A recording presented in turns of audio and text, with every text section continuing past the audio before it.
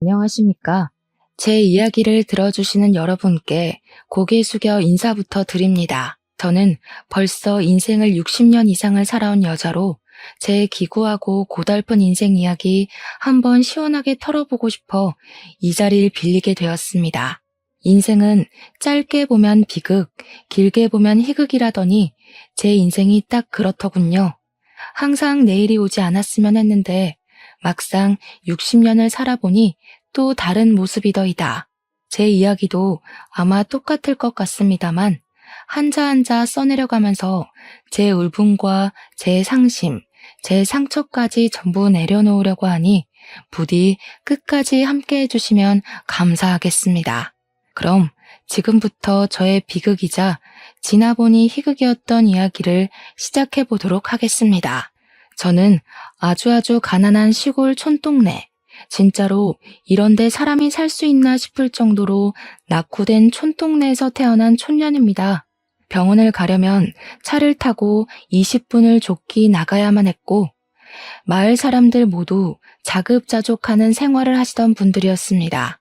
전기는 겨우겨우 들어오게 되었지만 도시가스 같은 건 당연히 상상도 할 수 없는 동네였고 LPG 가스를 쓰고 있었습니다.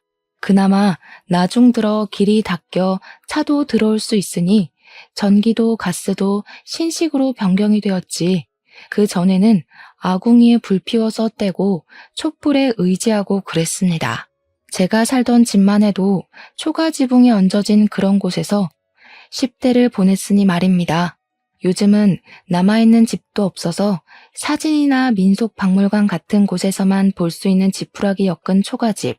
저는 정말 어려운 집안에서 자랐습니다. 가난에서 벗어나지 못하는 집안임에도 불구하고 우리 부모는 아이를 줄줄이 낳았고 맞이인 제 밑으로 딸린 동생이 셋이나 있었습니다. 막내 아들을 낳기 위해서 줄줄이 딸을 셋이나 낳았던 것이었습니다.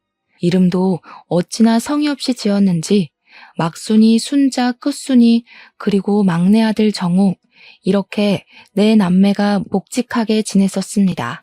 딸들 이름에서부터 애정이 얼마나 없었는지 눈치가 있는 분들이시라면 딱 보고도 아시겠죠? 막순이는 막 낳은 딸, 순자는 다음이 아들이길 바라는 딸, 끝순이는 이제 진짜 끝이길 바라는 마음에서 지었다고 하시더군요. 딸들이 이름으로 받을 상처는 생각도 하지 않은 채 아들 하시면서 지었다고 자식들을 앉혀놓고 이야기를 하시며 막내 아들이 잘 돼야 집안이 살아나는 거라고 했습니다. 태어났을 때부터 자연적으로 시작된 차별이 나중에 들어서는 얼마나 심해졌을지 상상이나 가겠습니까? 먹는 것도 아까워 죽겠다는 세 딸들은 그저 아들을 키우기 위한 밑거름이 되어줄 인력 그 이상도 이하도 아닌 존재였습니다.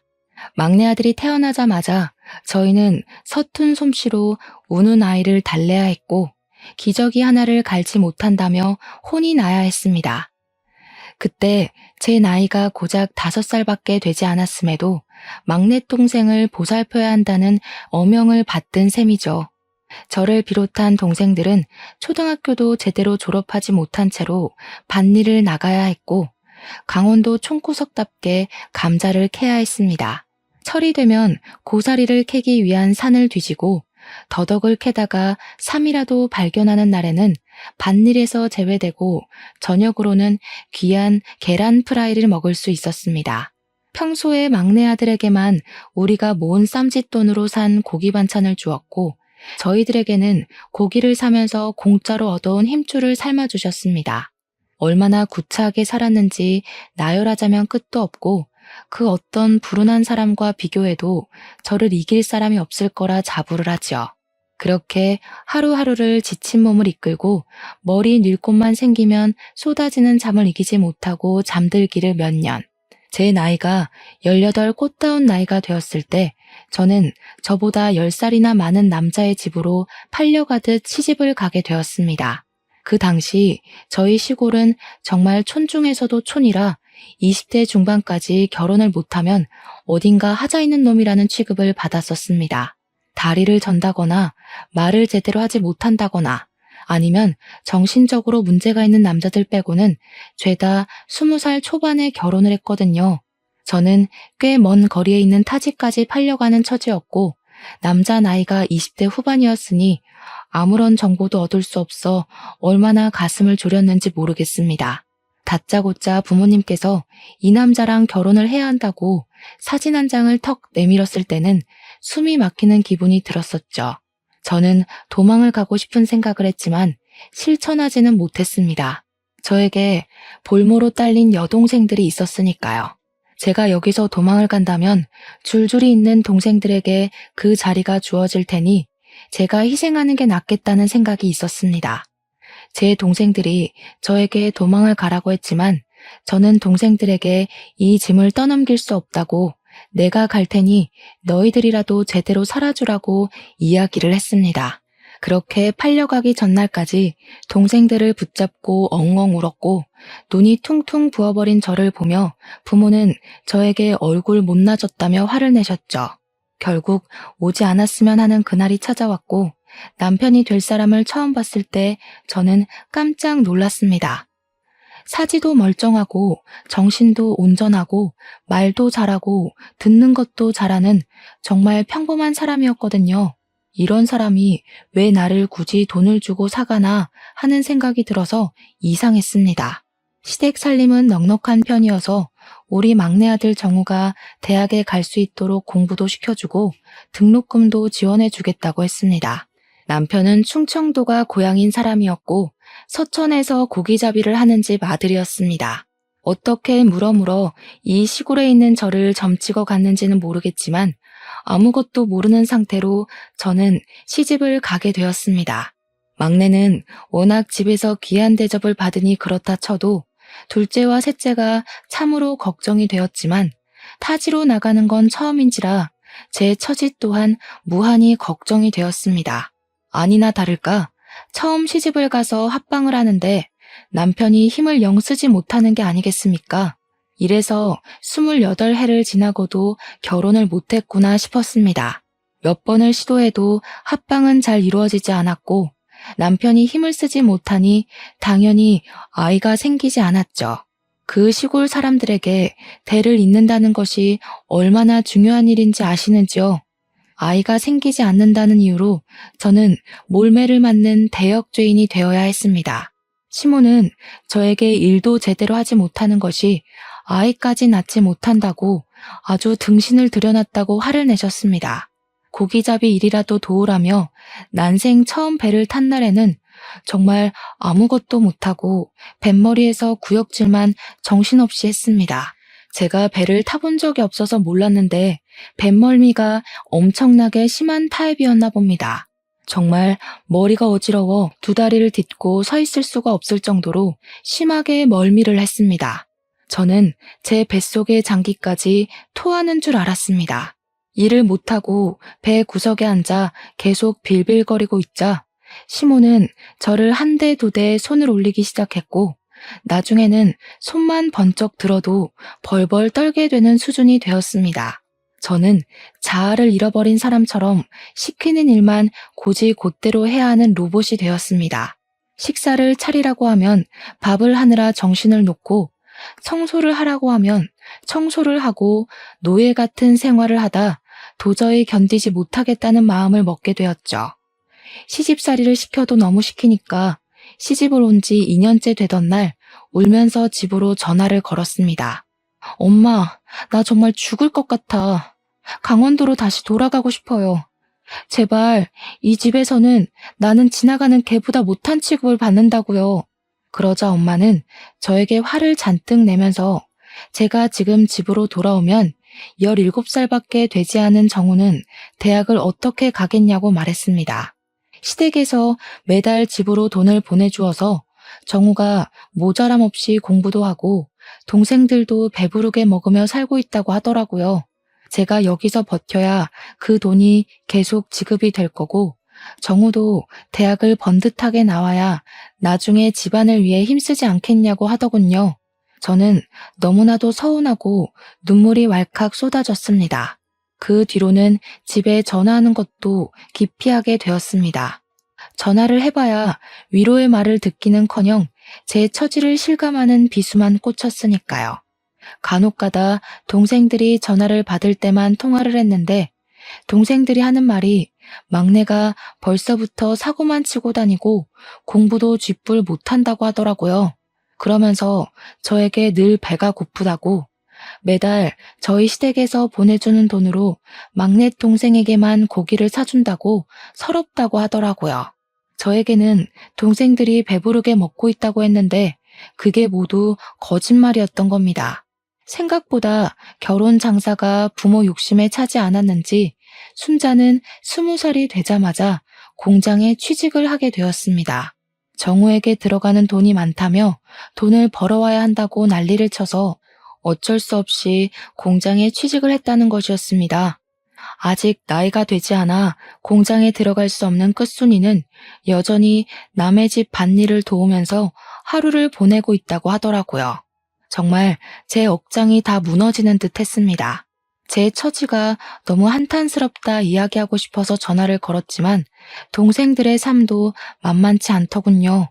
저는 결국 동생들에게 언니는 잘 지내고 있으니 너희는 조금만 버티다가 도망이라도 가라고 언지를 주었습니다. 저는 시댁에서 온갖 구박을 다 당하며 살고 있었지만 제 슬픔을 동생들에게 굳이 티내지 않았습니다. 그러던 어느 날 운명처럼 사건이 생기게 되었습니다. 고기잡이를 나갔던 시부모 둘이 사고를 당하게 된 것이었습니다. 그날은 태풍이 북상하고 있다는 태풍 예보가 한 차례 나온 날이었는데 고기잡이 배들은 정박을 하고 바다 근처에 가지 말라는 경보까지 울렸습니다. 하지만 다른 배가 뜨지 않으니 본인들이 후다닥 나가서 한 타임만 쓸고 오면 된다고 시모가 욕심을 바락바락 부린 것입니다. 남편은 태풍이 분다고 하니 위험하다고 고기잡이를 나가지 말자고 몇 번이나 말렸지만 시모는 그런 남편에게 그러니 네가 물러 빠진 거라고 욕을 퍼부었습니다. 나가서 일하겠다는 사람이 없으니 30분 이내로 돌아오겠다며 시부와 시모만 배를 타고 나갔습니다. 저에게도 같이 가자 몇 번이나 요구를 했지만 남편이 뱃멀미도 심한 사람인데 나가봐야 도움도 안 된다고 해서 저랑 남편만 두고 떠나셨습니다. 하지만 예상보다 빠르게 진입한 태풍으로 인해 파도는 너무나도 셌고 고기잡이 배는 전복이 되었고 시부와 시모는 시신조차 찾을 수 없게 되었습니다. 욕심을 부리더니 고기밥이 된 것이라며 마을 사람이 모두 입을 모아 그들의 우매함을 꾸짖었습니다.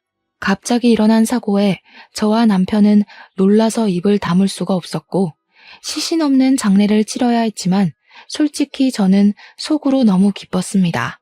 저를 구박하던 두 사람이 한순간에 사라진 것도 그렇고 천벌을 받아 지옥으로 떨어졌을 거라 믿어 의심치 않았거든요. 문제는 장례를 다 치르고 나서 유일한 밥벌이 수단이었던 배가 사라지고 나니 우리 남편이 할 일이 사라진 것입니다. 배를 다시 사자니 그만한 돈이 없었고 당장 다른 일을 알아보자니 남편에게는 할 줄 아는 것이 고기잡이밖에 없었던 거죠. 다른 집 배를 타자니 뱃삭이 적고 이리저리 재고 따지다가 결국에는 동네 어르신의 도움을 받게 되었습니다. 어르신은 수산 경매 쪽에서 오래 터를 잡고 일을 하시던 분이었는데 남편이 전전긍긍하고 있으니 수산 경매 일을 해보라 권유해 주셨던 겁니다. 남편은 더 이상 놀고 먹다가는 둘 다 손가락만 빨게 생겼다면서 수산 경매 일에 뛰어들었습니다. 남편에게는 수산 경매 일이 뱃일보다 훨씬 적성에 잘 맞았는지 아주 빠르게 적응을 해가기 시작했습니다. 저는 그런 남편을 도와서 무슨 일을 하면 좋을까 고민을 하다가 남편의 경매장에서 생선을 싸게 구입해 올 수 있다는 것을 알아차렸습니다.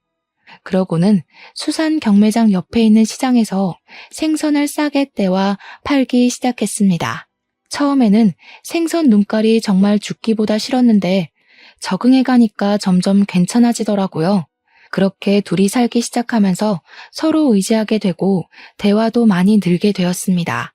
결혼한 지 몇 년이 지나고 나서야 남편이 생각보다 나쁜 사람이 아니라는 것을 알게 되었습니다. 알고 보니 시부모의 등살에 그동안 기가 죽어서 아무 말도 못하고 순종적으로 살았던 사람이더라고요. 서로에게 있었던 오해가 서서히 풀리면서 저희 사이가 무척이나 좋아지게 되었는데 그 덕인지 결혼한 지 5년 만에서야 아이가 들어섰습니다. 그동안 남편은 정신적인 압박으로 인해 모든 것이 잘 되지 않았다고 했습니다. 시부모가 사라지면서 그런 압박에서 벗어나게 되니 저희도 순조롭게 임신이 되었던 겁니다. 제 나이 23살에 임신을 했고 24살에 떡두꺼비 같은 아들을 낳았는데 남편이 아이를 보자마자 눈물을 뚝뚝 흘리면서 시부모 생각이 절로 난다는 겁니다. 우리 부모님이 이 아이를 봤어야 했는데 하면서 우는데 이상하게 정남이가 뚝뚝 떨어지더라고요. 아무튼 제가 출산했다는 소식에 우리 부모님이 염치도 없이 병원으로 찾아와 주셨고 아주 황당한 소리를 하시더군요. 우리 딸이 죽을 고비를 넘겨가면서 아들을 출산했으니 출산 기념으로 돈 좀 주고 해야 하는 거 아닌가? 대를 이을 아들을 떡하니 낳았는데 한 푼도 안 주면 서운하지 않겠나? 그게 무슨 소리야? 도대체 병원까지 와서 왜 나를 수치스럽게 만드는 거야? 말 맞다나 아들을 낳은 건 난데 돈은 왜 엄마랑 아빠가 챙기겠다는 거예요? 그런 소리 하지 말고 조용히 가세요. 이게 어디 지 부모한테 눈을 바락바락 뜨고 덤벼? 너 낳아준 게 누구야? 나야 나. 나 아니었으면 네가 태어나기나 했겠어? 이런 아들을 낳을 수나 있었겠어? 이게 다 엄마랑 아빠가 너 잘 낳아서 아들도 낳고 한 거 아니야. 돈을 주지 않으면 내 딸이랑 내 딸이 낳은 손주까지 강원도로 데리고 가겠네. 도대체 나한테 왜 그래요? 이제는 내 아이를 볼모로 잡고 돈을 내놓으라고 할 수 있어요? 나한테 해준 게 뭐가 있다고. 내가 아등바등 힘들게 살 때 모른 척 해놓고는 이제 와서 내 딸? 내 손주? 정말 염치가 없어도 너무 없으시다. 이래놓고 돈 받아가면 나 몰라라 할 게 뻔한데 지금 나한테 돈을 달라고? 우리 부부한테 용돈을 줘도 모자랄 판에 애를 볼모로 잡고 돈을 달라고? 네가 이렇게 강짜를 부려봐야 우리한테 씨알이나 먹히겠나? 장서방, 우리가 손주 데려다가 키울 테니 돈 마련되면 보내도록 해. 우리가 못할 줄 알고? 내 핏줄 섞인 손주인데 우리가 애 데리고 갈 수도 있지. 돈 준비해 당장. 그러더니 포대기에 쌓인 아이를 냅다 들고 병실 밖으로 나가는 게 아니겠습니까? 저는 아이를 출산한 지 얼마 되지 않아 뛰어서 그들을 잡을 수가 없었고 멍하니 서 있는 남편에게 당장 가서 아이를 데리고 오라고 소리쳤습니다. 남편은 그제야 헐레벌떡 장인어른 장모님 하면서 저희 부모의 뒤를 쫓기 시작했지만 어찌나 발이 빠르던지 이미 건물 밖으로 나가고 없더군요. 어떻게 눈을 뜨고 아이를 바로 앞에서 빼앗길 수 있는지, 아니 고작 돈 몇 푼에 눈이 멀어서 손주를 그렇게 납치할 수가 있는 건지 어이가 없었습니다. 정말 화가 나서 저는 간호사 선생님에게 아이가 납치되었다고 빨리 경찰에 신고를 해달라고 말씀을 드렸고 간호사 선생님도 놀래서 신고를 해주셨습니다. 저는 초조하게 남편이 돌아오기만을 기다렸는데 출동한 경찰이 저에게 아주 충격적인 소식을 전해주었습니다. 경찰차가 출동을 했고 병원으로 달려오는 중 사거리에서 웬 남자가 차에 치였는데 그 앞에 아이를 안고 있는 노부부가 있더랍니다. 경찰이 왠지 신고 접수가 되었던 아이 납치 사건의 용의자라 생각이 되어서 부모를 경찰차에 태워 경찰서로 데리고 갔다고 했어요. 그러면서 아이를 데리고 왔더라고요. 포대기에 쌓인 아이는 우리 아이가 틀림없었습니다. 그렇다면 차에 치인 남자는 바로 제 남편이지 않겠습니까? 너무 놀라서 차에 치인 남자는 어떻게 되었냐고 물어보니 고개를 푹 숙이더라고요. 남편이 횡단보도 신호가 끝나갈 무렵 납치 용의자를 쫓기 위해 무단 횡단을 하다가 차에 치여서 지금 이 병원 응급실로 이송이 되었지만 사망을 했다고 하는 겁니다. 현장에서 즉사를 한 것 같다고 설명을 하는데 도무지 이게 꿈인지 현실인지 구분이 가질 않더라고요. 몇 번을 경찰을 붙잡고 지금 제 남편이 죽었다는 게 사실이냐고 물었는데 경찰은 계속해서 고개만 푹 숙이고 죄송합니다. 고인의 명복을 빕니다만 반복했습니다. 가족이라는 이유로 우리 부모는 풀려나게 되었고 아무런 처벌도 받지 않았습니다. 남편이 무단 횡단을 하다 사고를 당한 것이므로 남편의 죽음에 대한 죗값은 아무도 치르지 않았습니다. 갓 태어난 아기를 안고 엉금엉금 기어 장례식장을 내내 지키고 있는데 정말 꿈 같아서 눈물 한 방울이 나오지 않더군요. 장례식장에 뻔뻔하게 나타난 부모라는 사람들은 미안하다는 말 한마디 없이 국화꽃 하나 올리고는 사라지더라고요. 정말 천벌받아 마땅한 인간들이라는 생각이 머릿속에서 떠나지 않았습니다. 저는 졸지에 과부가 되고 남편의 장례식을 아픈 몸으로 끝마치게 되었죠. 그래도 최근에는 사이가 참 좋았었는데 참 서글퍼지더군요. 아무리 시집살이를 당하는 동안 제 편 한 번 들어준 적 없는 무심한 놈이었다지만 시부모가 돌아가신 이후에는 사이가 달라져 정이 붙었나 봅니다. 그렇게 원하던 아들까지 낳았는데 우리 아들 커가는 것 한번 지켜보지 못하고 이리 허무하게 떠날 줄 알았겠습니까? 남편을 바다에 뿌려주고 나서야 빈자리가 실감났고 우리 아들을 어떻게 키워야 할지 참으로 막막했습니다.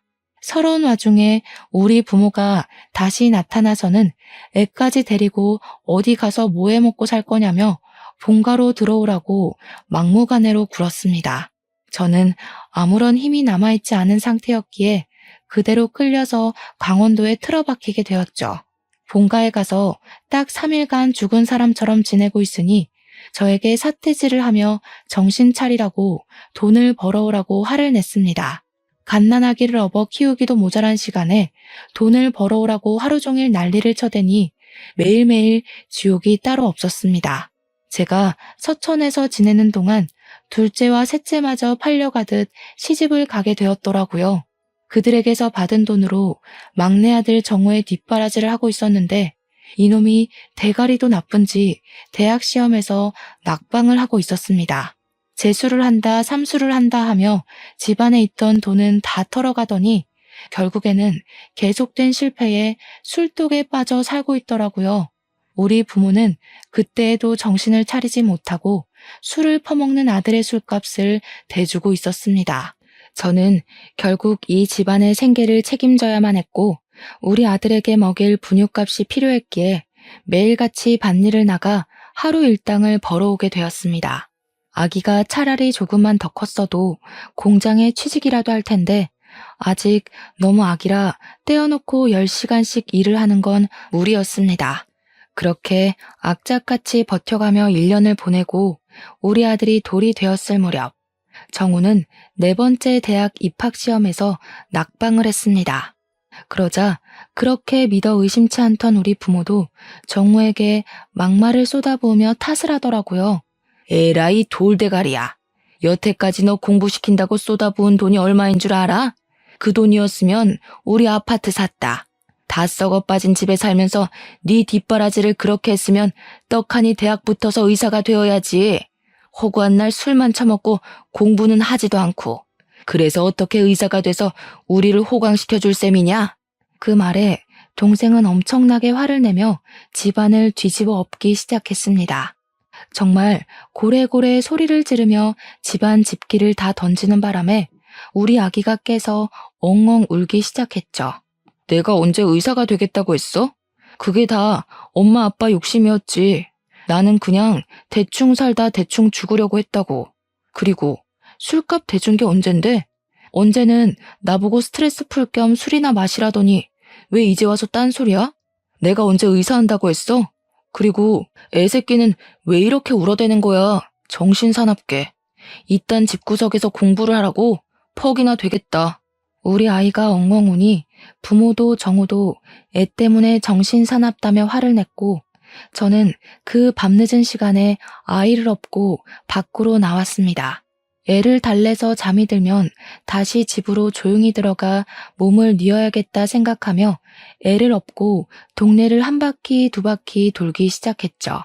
자꾸만 히끗히끗하며 우는 아들 녀석 때문에 저는 2시간 동안 쉬지 않고 마을을 걸으며 돌아다녀야 했어요. 겨우겨우 잠이 든 기색이 보이자 집으로 슬슬 걸어가고 있는데 웅성웅성 사람들이 몰려드는 소리가 들려서 뭔가 싶었죠. 그런데 글쎄 낡은 나무에 지푸라기가 얹어져 있던 썩어 빠진 우리 집이 활활 불타고 있는 게 아니겠습니까?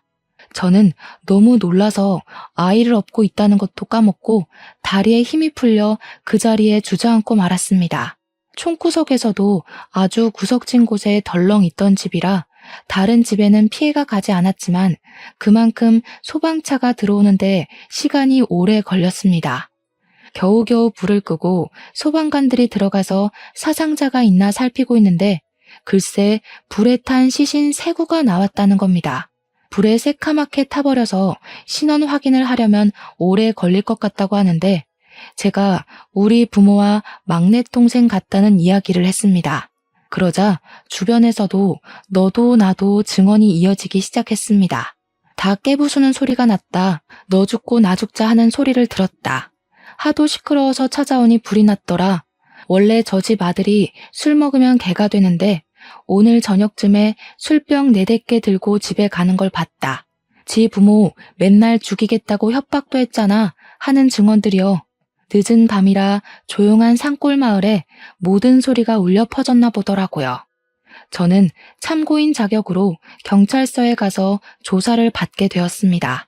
내내 밭일을 하고 잠도 제대로 자지 못해 꾸벅꾸벅 졸면서 조사를 받는데 있는 그대로 전부 이야기를 했죠.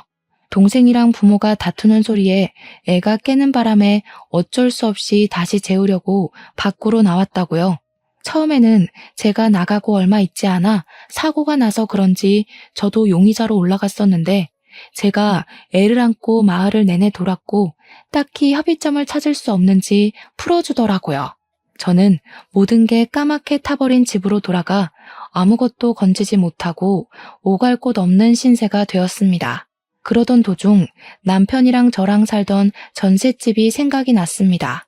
부랴부랴 부모 손에 이끌려 강원도로 오느라 짐도 빼지 못하고 전세 기간도 남아있던 그 집 말입니다.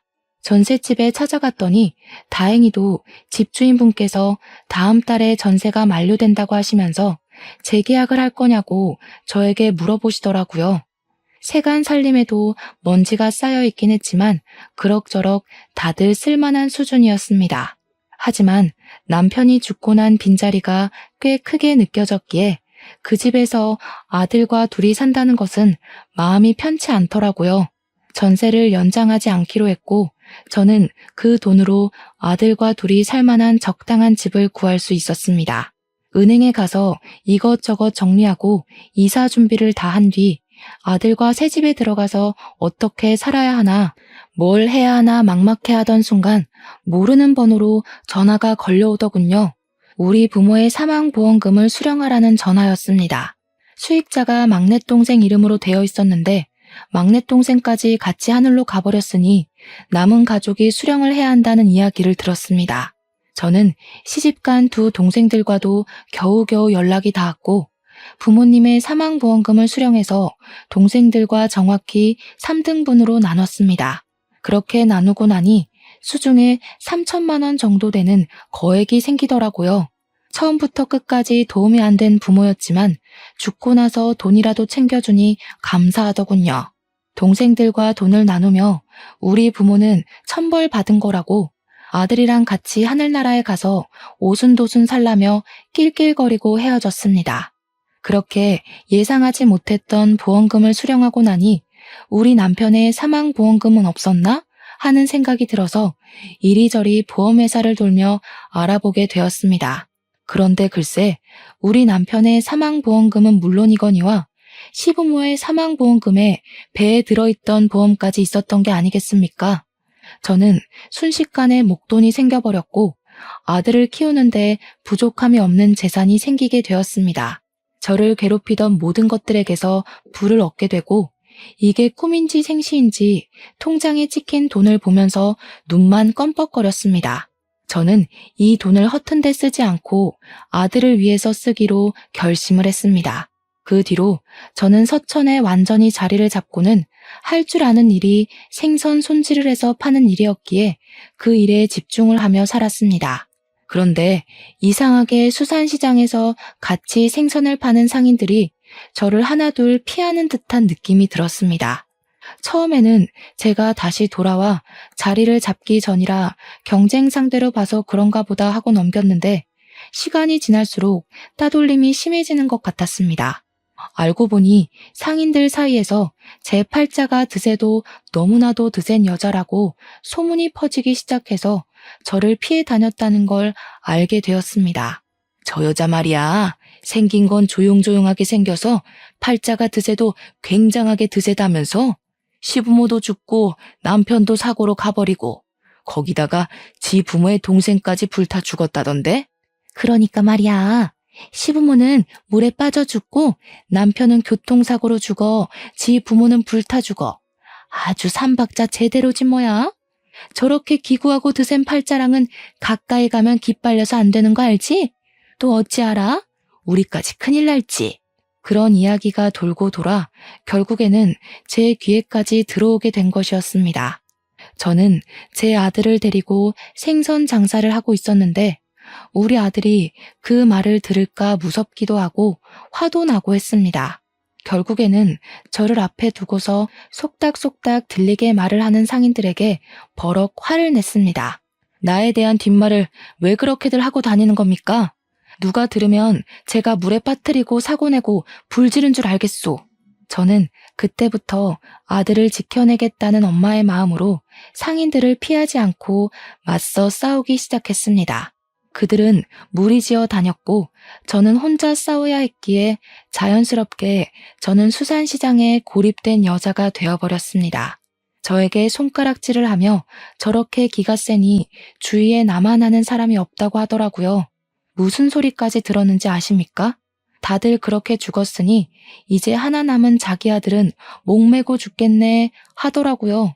그 말을 듣고 참을 수 있는 엄마가 있을까요? 아니, 참으면 그게 병신이지 사람이겠습니까? 저는 그 말을 한 상인에게 생선 내장을 던지면서 바락바락 화를 냈습니다. 그러고는 더 이상 이런 모욕을 견디며 일을 할 자신이 없어서 가게를 접어버렸습니다.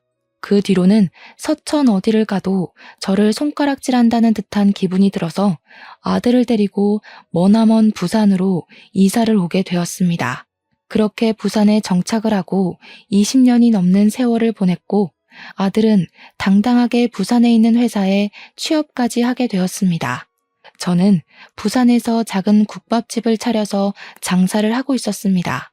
아들은 부산에 있는 대기업 공장에서 일을 하고 있었고요. 우리 모자가 살기에 모자람이 없었고 아들이 장가만 가주면 제 인생의 큰일은 모두 치르는 거구나 하고 생각을 하고 있었죠. 저의 노후는 돌아가서 시부모와 부모, 남편의 보험금으로 전부 준비를 마친 뒤였으니까요. 그러던 어느 날 우리 국밥집에 정말 꾀지지한 여자가 들어와서는 꼬깃꼬깃 2,000원을 내밀고 공깃밥 한 개에 국물 1,000원어치만 주면 안 되겠냐고 하더라고요. 행색이 거지 같아 보였는데 거지라고 하기엔 너무 젊은 여자라 좀 이상하긴 했습니다. 여자가 불쌍하고 애처로워 보이니 제 젊은 시절 고생했던 기억이 문득 떠오르더라고요. 저는 원래 제가 가장 불쌍하고 불우한 사람이라 생각하며 살았기에 그런 사람들을 봐도 도우려는 마음을 가지지 않았습니다. 근데 이상하게 마음이 쓰이더라고요.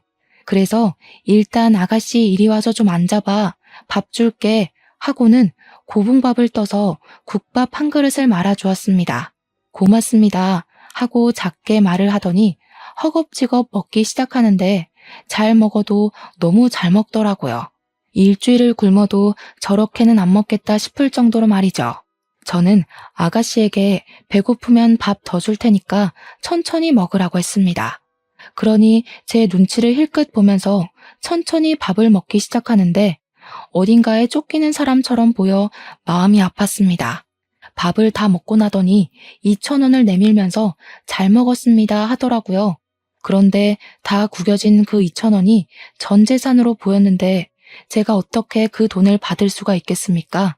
저는 그 돈을 다시 아가씨 주머니에 넣어주면서 됐다고 사정이 딱해 보여서 밥 한 그릇 말아준 거라고 했습니다. 그러니까 그 아가씨가 갑자기 눈물을 뚝뚝 흘리면서 나중에 꼭 갚겠다고 정말 감사하다고 하는 겁니다. 순간 느낌이 싹 들어오는데 이상하게 이대로 그냥 보내면 안 될 것 같더라고요. 아가씨, 혹시 어디 일할 곳 있어? 아니요. 그러면 혹시 우리 가게에 직원 하나 구해보려고 하는데 아가씨가 일해볼래? 내가 월급은 많이 못 줘도 밥은 꼬박꼬박 줄 수 있어. 당장 어디 일할 데 없고 갈 데 없으면 우리 가게에서 한번 일해봐. 그러니까 조심스럽게 정말 자기가 이곳에서 일을 해도 되겠냐고 묻더라고요. 당연히 된다고 마침 잘 됐다고 했습니다. 그러고는 그 아가씨 손에 5천 원을 쥐어주면서 그 꼴로는 왔던 손님도 나가게 생겼으니 일단 목욕탕에 가서 씻고 오라고 했습니다. 5천 원을 들고 도망을 간다면 그냥 거지한테 적선한 셈 치자 하고 마음을 먹었는데 한 3시간이 지나니까 뽀얗게 씻고 나타났더라고요. 하지만 갈아입을 옷이 없었는지 그 더러운 옷을 그대로 입고 온 게 아니겠습니까? 내가 여벌옷이라도 챙겨줬어야 했는데 정신이 없었네. 저희 가게에는 제가 아침부터 일찍 나와 육수를 우려내고 쉴 공간이 필요해서 마련해둔 작은 쪽방이 하나 있었습니다.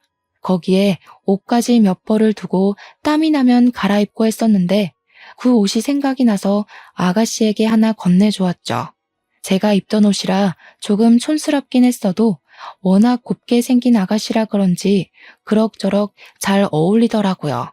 저에게 친절을 베풀어 주셔서 감사하다고 하는데 다른 건 몰라도 심성은 참 고운 것 같았습니다. 그게 인연이 되어 우리 가게에서 쭉 일을 하게 되었고 오갈 데가 없는 상황인 것을 알게 되어 제 가게 쪽방에서 지내며 일을 하게 도와주었습니다.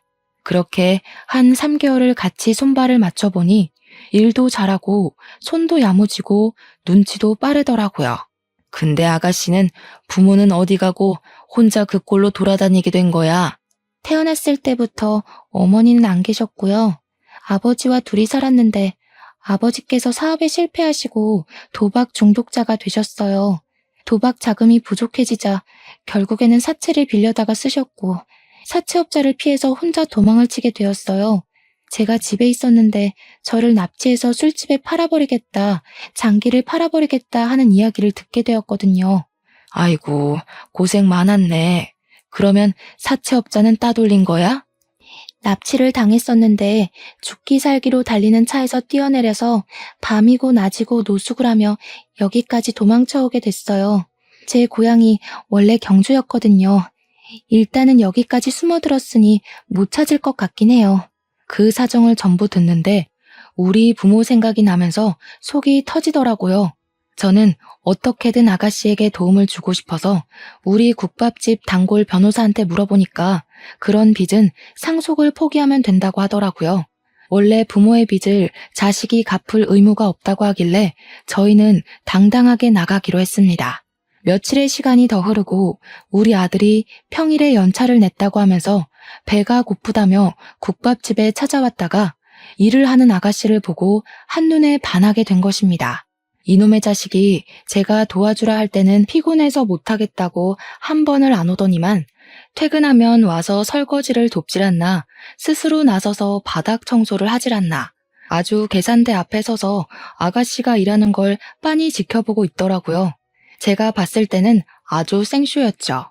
제가 기가 차서 제가 가게 문을 닫으면 아가씨가 쪽방에서 잠을 자니 밖에 걸쇠는 따로 닫지 않았어요. 혹시 아가씨가 밖에 나가야 할 일이 생길지 모르니까요. 집에 가자고 아들을 불러내니 가게에서 한잔하면 안 되냐고 슬쩍 눈치를 보길래 혀를 끌끌 찼죠. 아가씨 같이 한잔하자 하면서 셋이 술판을 벌였는데 뭐가 그리 궁금한 게 많은지 아들이 아가씨한테 이거저거 막 물어보더라고요. 부담스러울 수도 있을 텐데 했는데 아가씨도 우리 아들한테 관심이 있긴 한 건지 곧잘 대답을 하더라고요. 늙은이가 빠져줘야 할 일이 생겨도 생기겠다 싶어서 너네 둘이 마실 만큼 잘 마시고 문단속 잘하고 내일 보자 하고는 집으로 돌아왔습니다. 근데 참 일은 예상치 못할 때 터지더라고요. 몇 개월간 아가씨를 추적했던 사채업자가 가게를 어찌 찾았는지 그날 딱 들이닥친 겁니다. 제가 돌아온 줄 알고 아들이 문을 열었는데 사채업자가 떡하니 들어와서는 아가씨를 끌고 가려고 한 거죠. 막으려던 아들이 밀려서 넘어졌고 벽에 부딪히면서 글쎄 가벼운 뇌진탕 증세가 찾아온 겁니다. 건너편에서 24시간 국수 장사를 하던 국수집에서 바로 경찰에 신고를 해줬고 근처에 있던 경찰이 바로 출동을 해서 다행히 현장에서 바로 사채업자가 체포되었습니다. 아가씨가 끌려가지 않겠다고 길거리에서 내내 반항을 한 덕에 시간을 끌었던 덕에 경찰이 출동할 때까지 버틸 수 있었던 거였습니다. 제가 자다가 연락을 받고 벌떡 일어나서 경찰서에 갔더니 아가씨 얼굴이 아주 말이 아니더군요. 놀래서 바로 밤늦은 시간인데도 불구하고 단골 변호사에게 전화를 걸었고 아침이 밝자마자 경찰서에 와서 일을 해결해 주시기로 했습니다. 저는 아들이 실려갔다는 병원으로 자리를 옮겼고 처치를 다 받은 아들이 자기는 멀쩡하다고 하더라고요. 가벼운 뇌진탕이라 며칠 머리가 울릴 수는 있는데 다른 곳에 이상은 없다고 퇴원해도 된다고 하길래 아들과 집으로 돌아왔습니다. 우리 아들까지 잘못됐으면 정말 상상도 하고 싶지 않았습니다. 아들이랑 같이 경찰서에 가니 사건 조사가 거의 끝난 것 같더라고요. 사채업자는 불법적인 일을 수도 없이 벌인 나쁜 놈이었고 심지어 아가씨네 아버지까지 볼모로 잡고 있었습니다. 합의할 거냐고 묻는데 법대로 처리해달라고 강경하게 대응을 했습니다. 나중에 그 아버지란 작자도 풀려나서 아가씨를 염치도 없게 찾아왔는데 아가씨가 아주 강경하게 말을 하더라고요. 당신을 가족이라고 생각하지 않기로 했어요. 저는 도대체 무슨 죄가 있어서 이런 일을 당해야 해요? 계속해서 도박을 하던 술을 마시던 이제 우리는 남처럼 지내요. 연락도 하지 마시고 조용히 살다 조용히 죽으시라고요. 저한테 피해 오지 않게 해주시고 앞으로 절대로 저 찾아오지 마세요. 아버지란 작자가 양심은 있는지 그 길로 뒤도 돌아보지 않고 떠나더군요. 마음의 빈자리는 우리 아들과 제가 채워주기로 결심했습니다. 그렇게 1년이라는 시간이 더 흐르고 아가씨라고 부르던 여자는 저의 며느리가 되었습니다. 우리 아들이랑 그렇고 그런 기류가 흐른다는 건 알고 있었고 손도 야무지고 싫은 소리 한 번 없이 그쪽 방에서 일하면서 지내는 게 기특하단 생각은 했으니까요. 사채 일도 잘 해결이 되었고 그 사채업자는 결국 다른 건에서 수배가 내려진 상태인 게 밝혀져 감옥에 들어가게 되었습니다. 변호사 비용은 제가 모아두었던 돈에서 빼서 주었고 며느리는 제게 평생 갚겠다고 했습니다. 결혼해서 효도하겠다는 둘을 막을 방법도 딱히 없었고요. 사실 막을 생각조차 없었습니다. 저는 우리 며느리가 아주 똑부러진 아가씨라고 생각하거든요. 둘은 결국 평생을 함께할 가족으로 엮였고 여전히 저와 며느리가 국밥집을 운영하고 있습니다.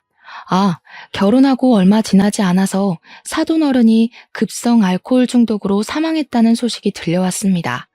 장례는 아주 간소하게 치렀고 며느리는 모든 상속을 포기함으로써 빚을 청산했습니다. 더불어 이제 자유가 되었으니 우리는 이제 아무 걱정 없이 여생을 행복하게 살기로 했습니다. 남 괴롭히고 죄를 짓고 살면 고스란히 천벌을 받는다는 걸 누구보다 경험으로 알게 되었습니다. 저는 그런 짓은 하지 않고 사는 게 목표랍니다. 아직까지 잘 지키고 있으니 여러분들에게도 당부하고 싶습니다. 남에게 상처를 주면 돌아온다는 말을요. 여러분들도 항상 남을 돕고 행복한 나날들만 가득하시길 기원하면서 제 사연 들어주셔서 정말로 감사드립니다.